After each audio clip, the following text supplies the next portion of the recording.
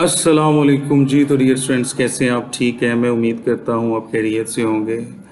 Dear students, आज की इस वीडियो में हम 9th क्लास इंग्लिश कंपलसरी के वो तमाम MCQs पढ़ेंगे जो आपके सालाना इम्तिहान में आने हैं। सिंपल सी बात है, वो स्टूडेंट्स जो 9th क्लास इंग्लिश कंपलसरी के ऑब्जेक्टिव पेपर में 19 में से 19 नंबर लेना चाहते हैं वो इस वीडियो को देखें, अदरवाइज बाकी स्टूडेंट्स इस वीडियो को मत देखें। ये 100+ MCQs हैं। आपने अगर अच्छे तरीके से ऑब्जेक्टिव पेपर मुकम्मल मार्क्स के साथ सॉल्व करना है तो ये तमाम MCQs आपने इस स्ट्रेटजी के साथ याद कर लेने हैं। इंशाअल्लाह वल अज़ीज़ गारंटी है इंशाअल्लाह कि 19 में से 19 नंबर आपके कंफर्म हैं। तो चलें, अल्लाह का नाम लेके बग़ैर किसी देर के हम पहला जो MCQ है उसे पढ़ते हैं। पहला MCQ है the earth dash around the sun. ये प्रोवर्ब है और आपको पता होना चाहिए कि जितनी भी इंग्लिश प्रोवर्ब्स हैं वो प्रेजेंट इंडेफिनिट के साथ इस्तेमाल होती है। मतलब अगर सब्जेक्ट द अर्थ है, सिंगुलर है, तो एस या ES के साथ वर्ब की फर्स्ट फॉर्म आएगी। तो the earth dash around the sun, the earth revolves around the sun, ये इसका जवाब है बी ऑप्शन। ठीक है, आगे नेक्स्ट सेकंड जो है he dash to me since March. Underline करें जब इस सेंटेंस में सिंस आ जाए, क्या आ जाए? सिंस आ जाए, तो हैज़ बीन, हैव बीन या हैड बीन के बाद जो फोर्थ फॉर्म होगी वो इसका जवाब होगा। क्लियर? फोकस पढ़ रहे हैं आंखों में। हाँ, यहाँ तो ये जो डी ऑप्शन है ये इसका दुरुस्त ऑप्शन है। क्लियर? अब थर्ड जो स्टेटमेंट है वो पढ़ते हैं आई dash this motor bike only a month ago. Underline करें जब भी सेंटेंस में अगो वर्ड आ जाए। ये सबसे आसान स्ट्रेटजी है जिसके साथ मैं आपको पढ़ा रहा हूं। ठीक है, अगर जुमले में अगो वर्ड आ जाए तो फेल की सेकंड फॉर्म वाला ऑप्शन दुरुस्त होगा। बॉट, बाई, बॉट, बॉट, ये सेकंड फॉर्म है बी, तो ये आपने लगा देनी है। ठीक है, ये दुरुस्त ऑप्शन है। नेक्स्ट है जी the bus dash before we stepped out. तो यहाँ पे कौन सा ऑप्शन दुरुस्त है? The bus dash before we stepped out. Underline करें जब भी जुमले में बिफोर आ जाए, जुमले के दो हिस्से हो जाते हैं, एक बिफोर से पहले और एक बिफोर के बाद वाला। ठीक है, और अब आपने देखना है कि अगर बिफोर के बाद वाले हिस्से में फेल की सेकंड फॉर्म है, फेल की सेकंड फॉर्म है, तो आपने क्या करना है? हैड के बाद फेल की थर्ड फॉर्म लगा देनी है। क्लियर? नेक्स्ट फिफ्थ सेंटेंस देखें, she dash a work before the guest arrive. अब देखें ये भी बिफोर वाला क्वेश्चन है। बिफोर जुमले में आ गया, जुमले के दो हिस्से हो गए। ठीक है, अब आपने देखना है कि अगर बिफोर के बाद वाली जो क्लॉज है उसमें फर्स्ट फॉर्म है तो फ्यूचर परफेक्ट टेंस आपने लगा देना, मतलब विल हैव के बाद फेल की थर्ड फॉर्म वाला ऑप्शन दुरुस्त होगा। अब दोबारा रिपीट कर देता हूँ। बिफोर के दो उसूल हैं। अगर बिफोर सेंटेंस में आ जाए, दो हिस्से हो जाते हैं जुमले के। अगर एक हिस्से में फेल की सेकंड फॉर्म आए तो हैड के बाद तीसरी फॉर्म लगानी है। ठीक है, और अगर बिफोर से पहले या बाद में फर्स्ट फॉर्म आ जाए तो फिर फ्यूचर परफेक्ट लगता है, विल हैव के बाद थर्ड फॉर्म। क्लियर है स्टूडेंट्स? इसी तरह हम इंशाअल्लाह वल अज़ीज़ बाकी भी जो MCQs हैं वो अच्छे तरीके से इसी स्ट्रेटजी के साथ पढ़ेंगे। Next G he dash in the sun for an hour. इसमें से कौन सा ऑप्शन दुरुस्त है? तो अंडरलाइन करें फॉर। जब इस सेंटेंस में फॉर या सिंस आ जाए और उसके बाद टाइम ड्यूरेशन हो, जैसे एन आवर टाइम ड्यूरेशन है, ठीक है, वक्त का दौरानिया है, तो हैज़ बीन, हैव बीन या हैड बीन के बाद फेल की चौथी फॉर्म आती है। तो हैज़ बीन भी आया हुआ है, उसके बाद चौथी फॉर्म है, और हैव बीन भी आया, इसके बाद चौथी फॉर्म है। तो अब हम सब्जेक्ट को देखेंगे कि सब्जेक्ट क्या है। अगर सब्जेक्ट सिंगुलर है, ही, शी, इट या सिंगुलर नेम है तो हैज़ बीन आएगा। तो ही के साथ कौन सा कंपैटिबल है, कौन सा सूटेबल है? हैज़। तो ये ऑप्शन डी दुरुस्त आएगा। क्लियर? नेक्स्ट है जी it dash to rain an hour ago. अब सिंपल सी चीज़ है, अगो जुमले में आ गया तो हम फेल की सेकंड फॉर्म लगाएंगे, तो बिगैन। ठीक है, it began to rain an hour ago. Next third sentence है I dash him next Monday. जुमले में जब भी नेक्स्ट आ जाए, क्या आ जाए? नेक्स्ट आ जाए, तो आपने विल या शैल के बाद फेल की पहली फॉर्म वाला ऑप्शन दुरुस्त लगा देना है, तो ये है शैल सी। क्लियर है? इसी तरह सारे एमसीक्यूज पढ़ने, और अगर आप ये वीडियो कंप्लीट देख लें तो आपको इंशाल्लाह अल अज़ीज़ इस स्ट्रेटजी पर भी ग्रिप आ जाएगी और आप इजीली पेपर पास कर लेंगे। और सॉरी, मैं 19 आउट ऑफ 19 मार्क्स ले लेंगे। आगे है जी, she dash French at present. जब भी सेंटेंस में एट प्रेजेंट आ जाए तो इसका मतलब होता है प्रेजेंट कॉन्टिन्यूस टेंस। आपने इज एम आर के बाद फेल की फोर्थ फॉर्म लगा देनी है, तो वो कौन सा ऑप्शन है? Is learning. She is learning French at present. ठीक है, नेक्स्ट है जी, they already dash their home task. Underline करें जब इस सेंटेंस में ऑलरेडी आ जाए, जब भी ऑलरेडी आ जाए आपने परफेक्ट टेंस लगाना है। ठीक है जी, परफेक्ट टेंस होता है हैज के बाद थर्ड फॉर्म, हैव के बाद थर्ड फॉर्म, प्रेजेंट। ठीक है, अब हैज़ भी है, हैव भी है, तो शुरू में हम सब्जेक्ट देखेंगे। सब्जेक्ट है दे, तो ये डिमांड करता है हैव प्लूरल। ठीक है, तो दे हैव डन, ये वाला ऑप्शन दुरुस्त है। अब हम नेक्स्ट सेंटेंसेस को देखते हैं। शी डैश एनी नॉइज, तो अब शी के साथ देखते हैं कौन सा वर्ब हेल्पिंग वर्ब आ सकता है। तो डू नॉट हियर, ये नहीं आ सकता शी के साथ। Was not here, was not के बाद फोर्थ फॉर्म आती है, ये भी गलत है। Did not heard, did not के बाद फर्स्ट फॉर्म आती है, ये थर्ड फॉर्म है, ये भी गलत है।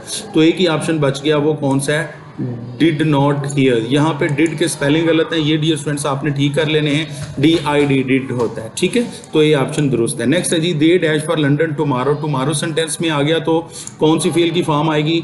ये विल या शेल के बाद फर्स्ट फॉर्म ऑफ वर्ब आएगी। ये उसूल हैं categorical, straight forward, clear cut, ये आपने अच्छे तरीके से प्रिपेयर करने हैं। नेक्स्ट है जी, it dash at present. At present का मतलब होता है नाउ, इस वक्त।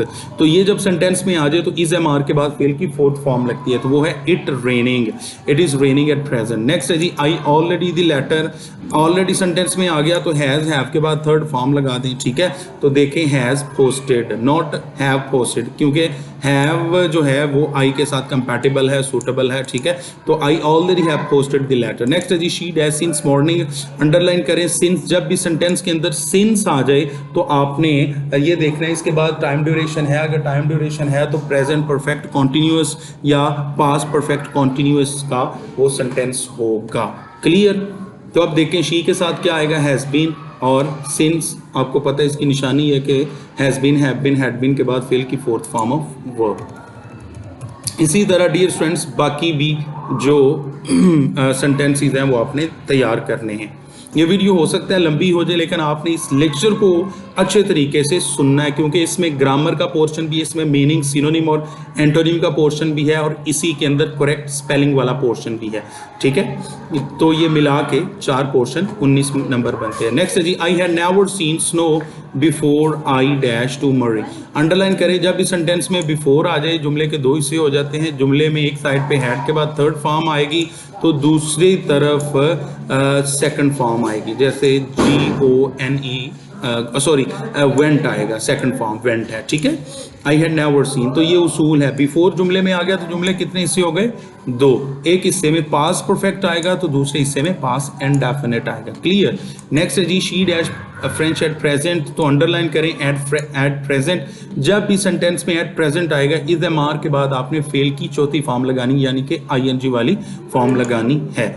नेक्स्ट है जी, I already dash the letter. ठीक है, तो ऑलरेडी अंडरलाइन करें जब इस सेंटेंस में ऑलरेडी आ जाएगा तो आपने हैज़ हैव के बाद फेल की थर्ड फॉर्म लगा देनी है। तो हमारे पास हैज़ के बाद भी थर्ड फॉर्म है और हैव के बाद भी थर्ड फॉर्म है। तो अब हम क्या करें? अब हमने शुरू में जो सब्जेक्ट है वो देखना है। अगर subject I, we, they, you या प्लूरल नाउन्स हैं with the help of and और एज वेल, फिर आपने हैव लगाना है। ठीक है जी, तो आई किसे डिमांड करता है? हैव को, तो डी ऑप्शन दुरुस्त है। डियर स्टूडेंट्स, आपने इसी तरीके से अच्छे अंदाज में ये जो उसूल हैं, जो कैटेगोरिकल हैं, ये आपने याद कर लेने हैं। चौथा सेंटेंस देखते हैं, he dash in the sun for an hour ago. तो फॉर आपने अंडरलाइन कर लेना है, क्योंकि उसूल है जब भी फॉर सेंटेंस में आ जाए और इसके बाद टाइम ड्यूरेशन हो तो हैज़ बीन, हैव बीन या हैड बीन के बाद फेल की चौथी फॉर्म वाला ऑप्शन दुरुस्त होता है। तो देखें ऑप्शन में से कौन सा है? Has been, have been, had been के बाद चौथी फॉर्म, तो डी ऑप्शन दुरुस्त है, ये वाला। ओके, नेक्स्ट है जी, he dash 20 minutes ago. Underline करें अगो, जब भी जुमले में अगो वर्ड आ जाना है तो आपने चुप करके फेल की सेकंड फॉर्म लगा देनी है। तो देखें फेल की सेकंड फॉर्म कौन सी है? लेफ्ट। ठीक है, तो बी ऑप्शन दुरुस्त है। नेक्स्ट देखें जी, she was singing a song when I. ठीक है, अब देखें अब उसूल क्या है, अब क्लू क्या है हमारे पास, जब भी जुमले में व्हेन आ जाना जुमले के दो हिस्से हो जाने, जैसे बिफोर आ जाता है जुमले के दो हिस्से हो जाते हैं ना, इसी तरह जब व्हेन आ जाना है सेंटेंस के अंदर तो जुमले के दो हिस्से हो जाते हैं। अब आपने देखना है कि जुमले के पहले और दूसरे हिस्से में कौन सी फॉर्म इस्तेमाल हुई है, क्योंकि एक हिस्से में फिल की फॉर्म इस्तेमाल होगी और दूसरा हिस्सा खाली होगा। जैसे ये देखें वाज सिंगिंग, तो वाज वर्ड के बाद चौथी फॉर्म इस्तेमाल हुई है, तो दूसरे हिस्से में हम कौन सा लगाएंगे, दूसरे हिस्से में हम फेल की सेकंड फॉर्म लगाएंगे। तो उसूल क्या अखज़ हुआ कि जब सेंटेंस के अंदर व्हेन आ जाएगा, क्या आ जाएगा, व्हेन आ जाएगा, जुमले के दो हिस्से हो जाएंगे, एक साइड पे वाज वर्ड के बाद चौथी फॉर्म आएगी और एक साइड पे दूसरी, एक साइड पे चौथी और एक साइड पे दूसरी, एक साइड पे दूसरी तो दूसरी साइड पे चौथी। ये बस आपने याद करना है और आपने 100% जो अपने MCQs हैं वो करेक्ट सॉल्व करने हैं। नेक्स्ट जी है I have already the letter. अब जुमले में कौन सा लफ्ज़ है जिससे हमें पता चल जाएगा कि इसका ये उसूल है, तो ऑलरेडी। ऑलरेडी एक ऐसा वर्ड है कि जब ये जुमले में आ जाएगा तो फेल की थर्ड फॉर्म आएगी, ठीक है। तो हैव पहले ही लगा हुआ है तो पोस्टेड थर्ड फॉर्म है, तो ये ए ऑप्शन दुरुस्त है। I have already posted the letter. Next है जी the pagan Arab started to.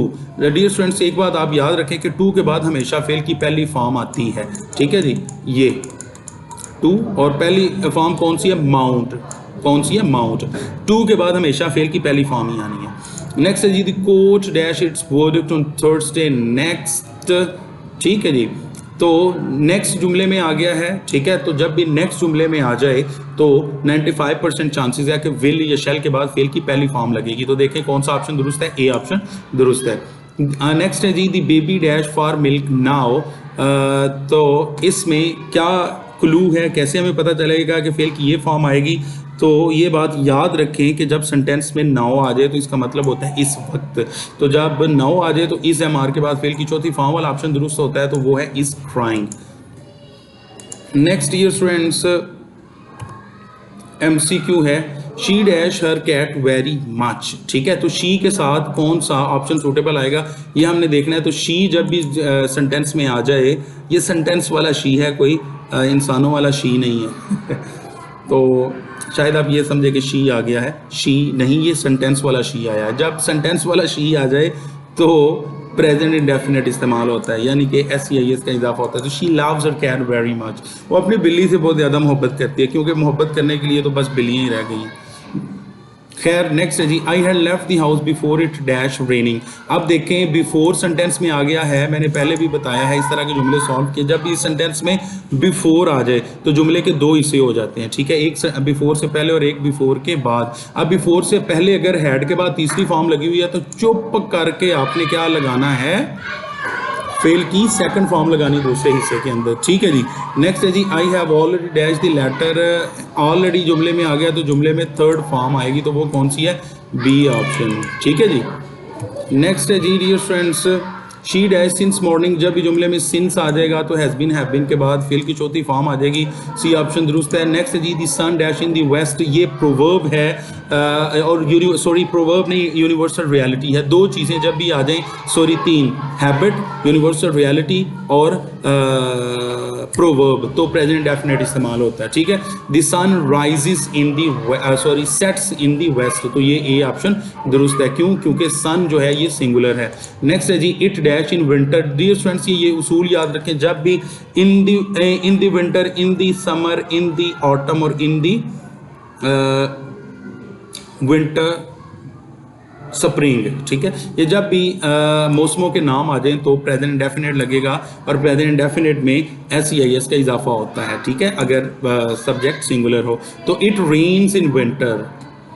Next है जी if you dash I shall be available. ये एक फर्स्ट कंडीशनल है, ठीक है, और फर्स्ट कंडीशनल में फर्स्ट फॉर्म ऑफ वर्ब इस्तेमाल होती है। जैसे शैल के बाद फर्स्ट फॉर्म है, ठीक है, तो पहले हिस्से में भी फर्स्ट फॉर्म आएगी, तो वो क्या है, खम, बी। इफ़ यू खम, अगर आप आते हो आई शैल बी अवेलेबल, तो मैं आपको मुयसर हूँगा।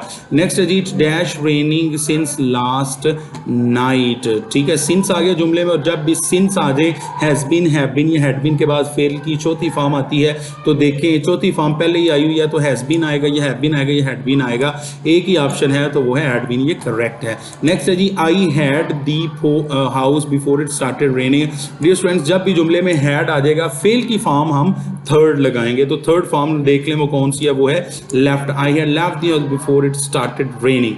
नेक्स्ट है जी, he dash not reply to my letter. ठीक है, नॉट ही के साथ डज आता है या डू आता है, तो डज आता है। ठीक है जी, तो डज है कोई नहीं तो डिड आता है। ठीक है, तो क्योंकि नॉट है तो और पहली फॉर्म है तो हमारे साथ क्या आएगा, डिड ही आएगा। ठीक है डियर स्टूडेंट्स। अच्छा डियर स्टूडेंट्स, अब हम नेक्स्ट चलते हैं। नेक्स्ट जो हमारे पास है MCQs वो है she dash in this office for 7 years।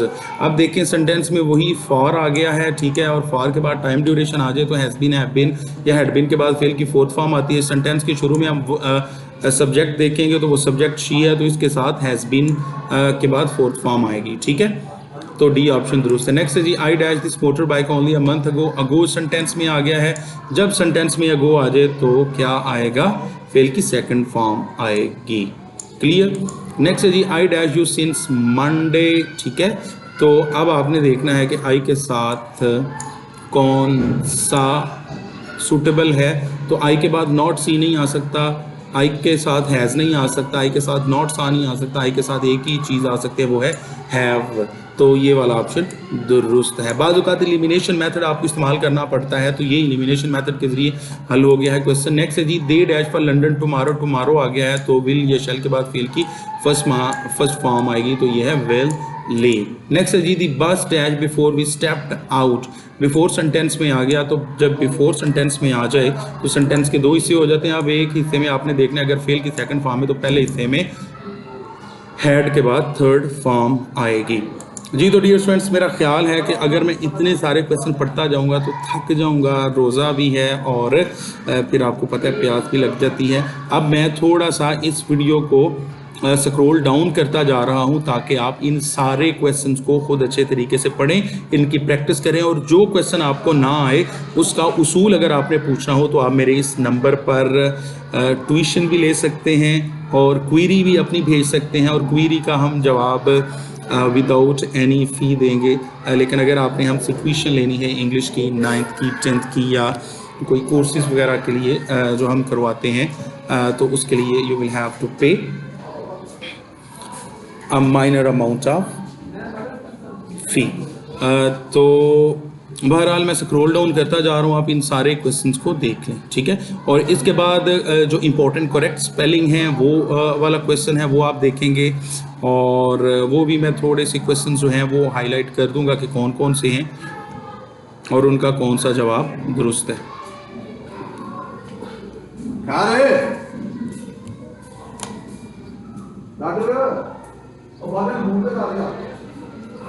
जी, ये जो क्वेश्चंस हैं ये आप अच्छे तरीके से देख लें जी। यहाँ से स्टार्ट डियर स्टूडेंट्स हो जाते हैं करेक्ट स्पेलिंग वाले। अब डायलेमा, ठीक है, डायलेमा के स्पेलिंग ए वाला जो जवाब है ये दुरुस्त है। पिवट, पिवट ये बी वाला दुरुस्त है। एम्बेलिश, एम्बेलिश का देखिए कौन सा दुरुस्त है। ठीक है, एम्बेलिश।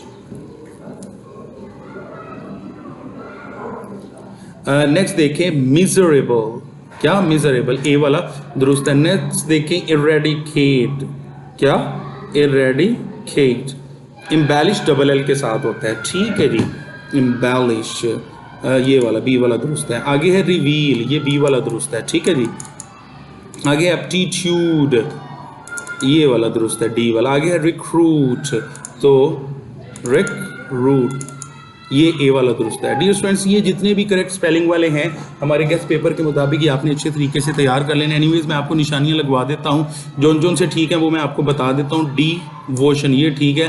इंटेग्रल ए वाला है। इरेडिकेट बी वाला है। रिवील कहाँ पे चला गया, ये डी वाला ठीक है। डिवस्टेटिंग ए वाला ठीक है। रिहेबिलिटेशन, रिहेबिलिटेशन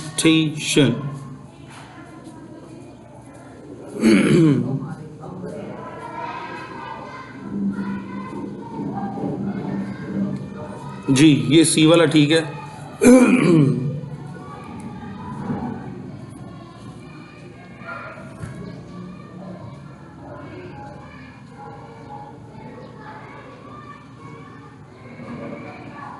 रिहेबिलिटेट जी, सी वाला ठीक है। उसके बाद है प्रोमलगेशन, बी वाला ठीक है। उसके बाद एंटीरियर और ये डी वाला ठीक है। उसके बाद है हमारे पास एब्सोल्यूट, एब्सोल्यूट सी वाला दुरुस्त है। उसके बाद है पिवट, बी वाला ठीक है। उसके बाद है सुप्रीम, सी वाला ठीक है। उसके बाद है कंपेनियन, कंपेनियन के स्पेलिंग होते हैं COMPANION, कंपेनियन ठीक है। साथी एम्बेलिश, ए वाला ठीक है। और इरेडिकेट, सी वाला ठीक है। सॉलिट्यूड, बी वाला ठीक है। इंटेग्रल, ए वाला ठीक है। ये जितने भी क्यूरेटिव, डी वाला ठीक है। न्यूरोलॉजी, ए वाला ठीक है। इल्यूमिनेट, इल्यूमिनेट ये सी वाला ठीक है। जर्नी, बी वाला ठीक है। डाउनी, ए वाला ठीक है। बीकन, ये डी वाला ठीक है। गली आपका बी वाला ठीक है। और केओस आपका सी वाला ठीक है। उसके बाद जॉकंड बड़ा इंपॉर्टेंट वर्ड है, ये आपने लाजमी याद करना है। ये ए वाला ठीक है। नोमेनक्लेचर, डी वाला ठीक है। उसके बाद एलोक्वेंटली के स्पेलिंग यहाँ पे ए के दुरुस्त दिए गए हैं। इनॉर्मिटी, बी दुरुस्त है। उसके बाद डिवाइन बहुत इंपॉर्टेंट वर्ड है, सी दुरुस्त है ठीक है। इसी तरह डियर स्टूडेंट्स ये सारे के सारे जो इम्पोर्टेंट स्पेलिंग्स हैं, मिसस्पेल वर्ड्स, ये आपने अच्छे तरीके से तैयार कर लेने हैं। और इसके बाद हमारे पास इम्पॉर्टेंट मीनिंग्स, सिनोनिम्स और एंटोनिम्स का पोर्शन आ गया। और इसके बाद ग्रामर का पोर्शन है, ये इंशाल्लाह वल अज़ीज़ नेक्स्ट वीडियो में आपके साथ रिकॉर्ड करके शेयर करें। यहाँ तक आपका बहुत शुक्रिया, आपने वीडियो देखी। अल्लाह ताला आपको कामयाबियों से नवाजे। Thanks for watching this video. अल्लाह हाफिज़, बाय बाय।